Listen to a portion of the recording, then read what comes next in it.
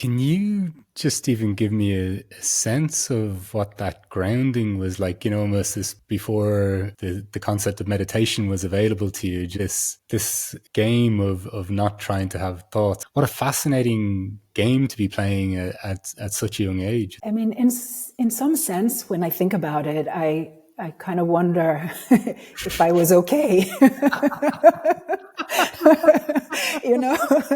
Because I mean, I clearly, something was going on that I didn't want to think about, maybe, although I don't remember it in that way. It didn't feel like I was wanting to escape something. It really came from a sense of curiosity, and maybe to some extent from a sense of frustration as well.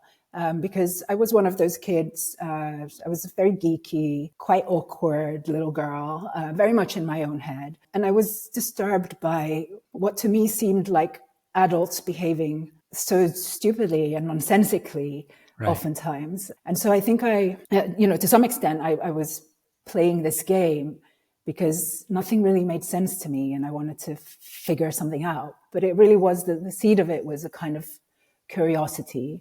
And it's fascinating because I remember, for example, one time when I was playing this game that I traveled into, this is going to sound really esoteric or something. But this is more than welcome on this podcast. This is the place for it. Perfect. Great. Because I probably wouldn't share this everywhere. But I traveled to a past life.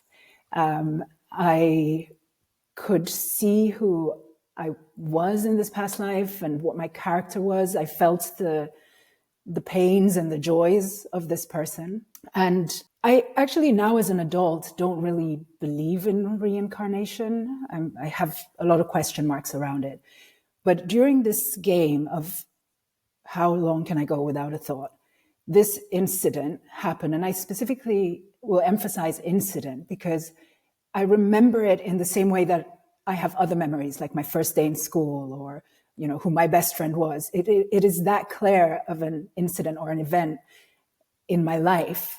And it's really fascinating to me when I look back now and think, because I'm still a meditator and I now know that meditation does sometimes have these kinds of transcendental events. And yeah, it's fascinating that could happen without any sense of what meditation is when I was a child already. It's almost like that was my natural state.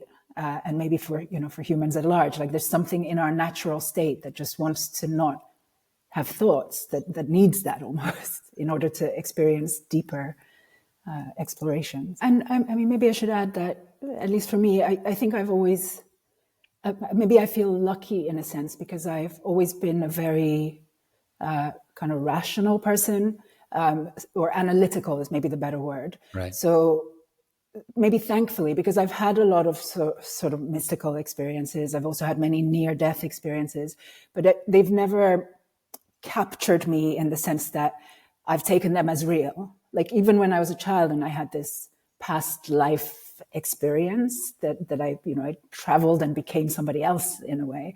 But I was, when I landed back, I was curious about, my feeling was not that, oh, that is real. It was more like, how could my brain do that? And can I try that again?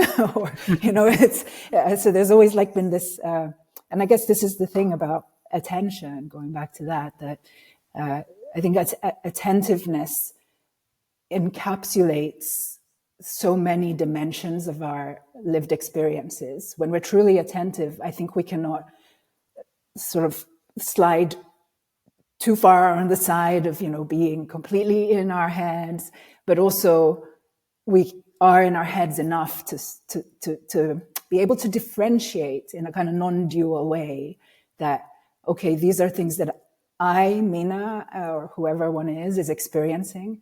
And so they are real in some sense, but they're also precisely therefore not entirely real because they're attached to this, to a specific person and an ego, therefore, to an extent.